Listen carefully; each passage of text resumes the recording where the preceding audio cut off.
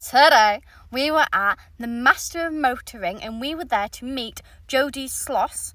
She is the Formula Women's Championship winner. She's running in this heat, it's unreal. Hello. It's wonderful to meet you. Wonderful to meet you. Nice to meet you. It's lovely to meet you. I know. Sorry, I'm just because I see so much about you and I've been looking and stuff and then that's just to meet you. It's lovely to meet you too. Nice to meet you, Jodie. As you can see, I'm with Jodie. A little bit starstruck, but I am with Jodie. Jodie is a world champion. No, Jodie is a Women's Championship winner. I mean, she built a... She's a world champion to you, isn't she? Yeah, she will be. She will be. I can see it now. And she beat 1,000 people, didn't you?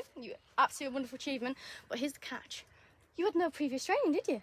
I had no previous experience at all when I entered the competition, which is crazy. And that is crazy. It's mental. How did you... I'm just going to have to say, sorry, just thought I would do anything. How did you do that? I'm actually not too sure, to be honest. I think the one way I always explain it is the minute I got in the car, I just kind of felt at home.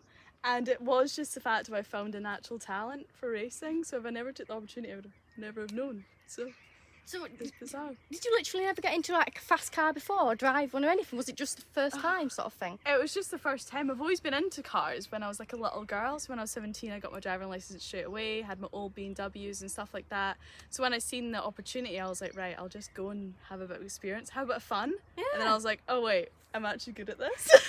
So yeah, I'm here now. Was the BMW you said about your BMW, was that your first car?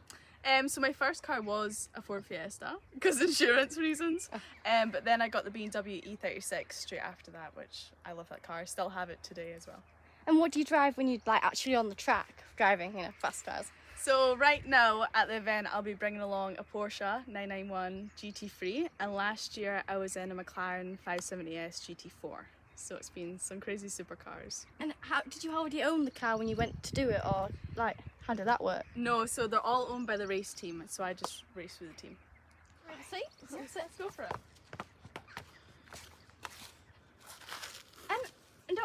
I've looked on, like, obviously I've done research on you, but one reason why I was so Star Trek, but you actually live in Oban, don't you? Yeah, so I live in Oban, which is like the west coast of Scotland, totally in the Highlands, totally out the way. And this is something that's quite crazy, is people don't believe I was brought up in a croft and my surroundings, and now I'm doing what I'm doing right now, which is crazy. I mean, I've been to Oban, it was absolutely stunning. You've been to Oban? Yeah, we weren't there long, but I have been there, yeah. I think it's known for like dolphins and stuff, isn't it? Yeah, Obviously it's crazy. dolphins. Do you see a lot then? Yeah, so there's a lot of dolphins, like mainly seals and otters and stuff like that, but if you do go on a boat out there, you'll see a dolphin, which is cool. You see whales and stuff? There has been whales. I've not seen one, which I really want to, but people have seen whales, which is cool. Oh. How do you actually get like to Oban? Because I would presume that the race car isn't like a racetrack near Oban. I would presume, but I don't know. How would you like get there to practice? This is the crazy thing, and quite a difficult thing for me, is travel. And with motorsports, we're travelling all the time. So all the racetracks, as you can imagine, are down in England. So you've got Donington, Brands Hatch, Silverstone, they're all in England.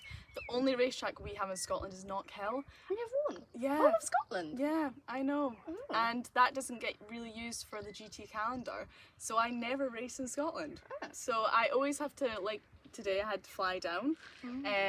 So yeah, most of the time my race teams are based down in England, so I'm always down here. Do you always fly down? Yeah, if not I'll drive, but that's really painful sometimes.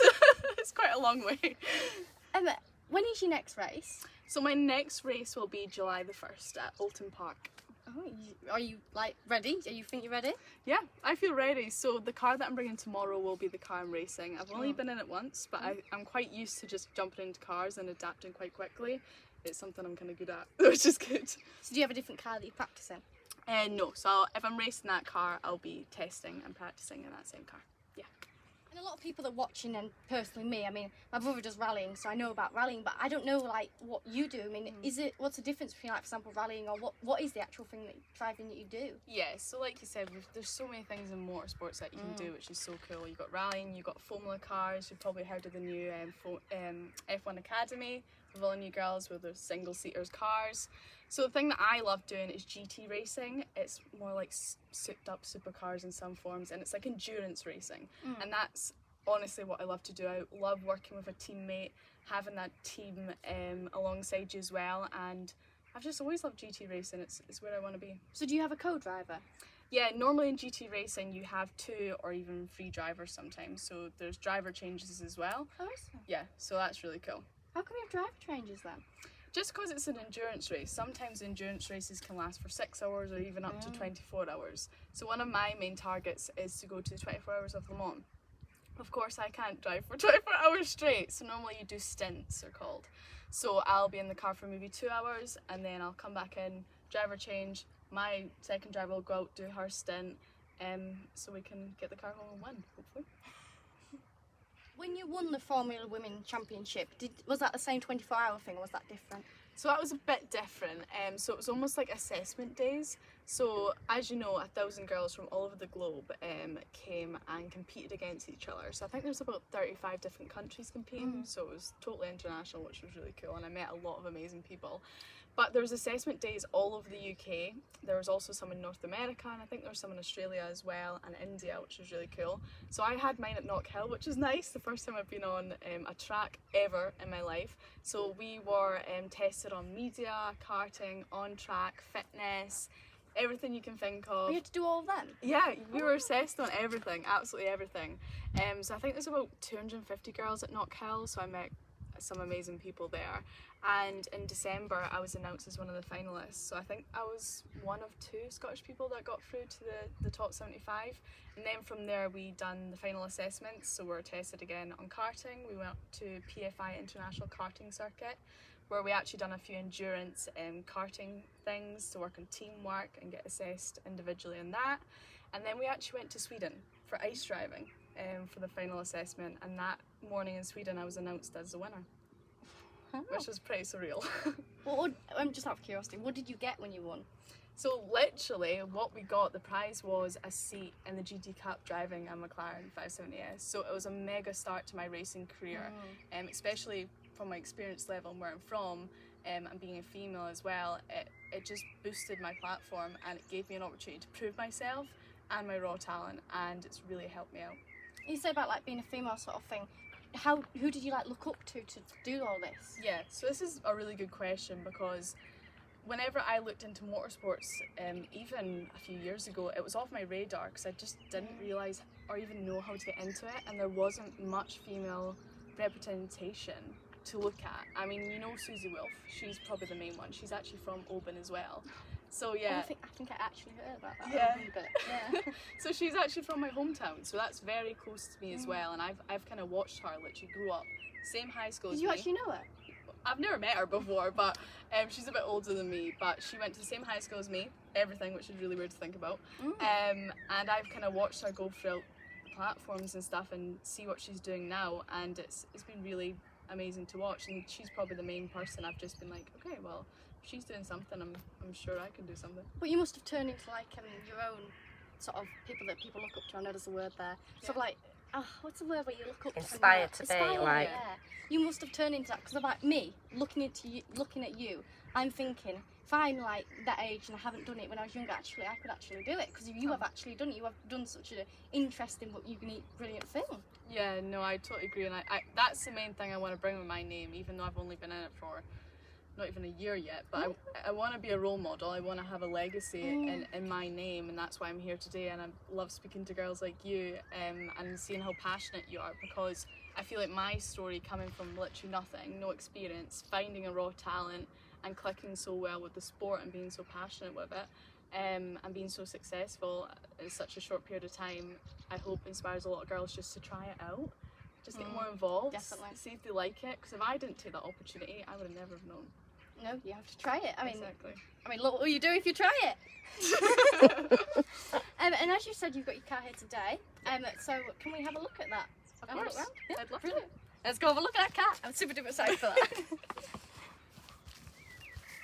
Day 2, looking at the car. So exciting. I know. Do we just get started? And I mean, what a beautiful car. Very colourful for sure. So Yeah, this is a Porsche 991 GT3 Cup car, which I was recently testing at Silverstone. Absolutely love her. She's, I mean, have a look at the back wing, it's absolutely huge. I haven't really seen it. You know, racing cars so close. Yeah, so I'll let you have a wee look inside this side. You can see all the gadgets, where I sit. There's a lot of, like, I mean, how do you know to press all, you know, all the buttons, how they all know each other, you know? Yeah. And stuff. Press? It's a lot, but you just get used to it after a while. Yeah. But if you come to, I'll let you have a little sit in it as well. Oh, yeah.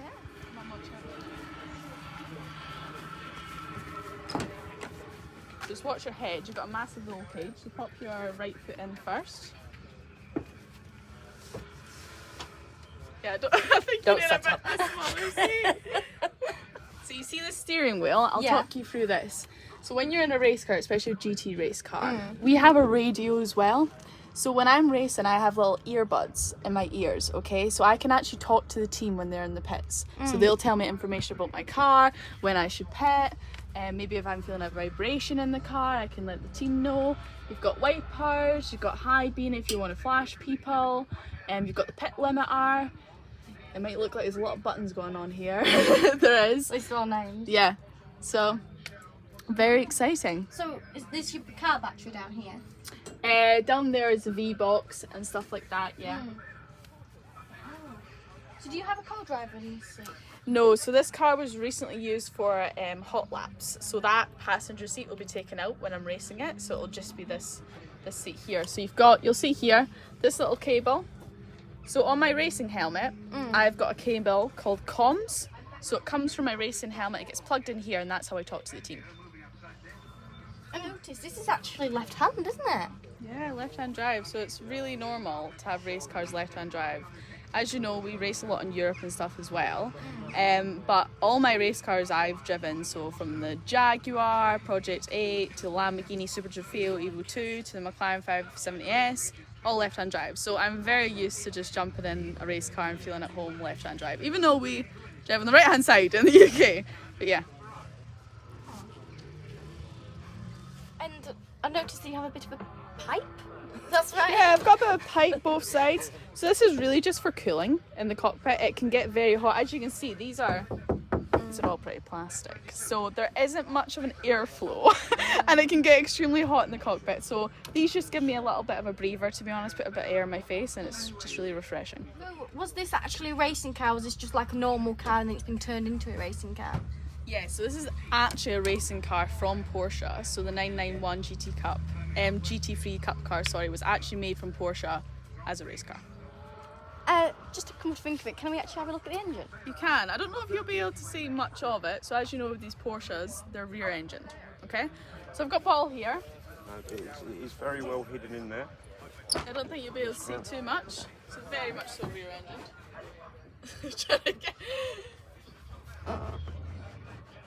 So you can also see as well, this is all carbon fibre, which is pretty cool.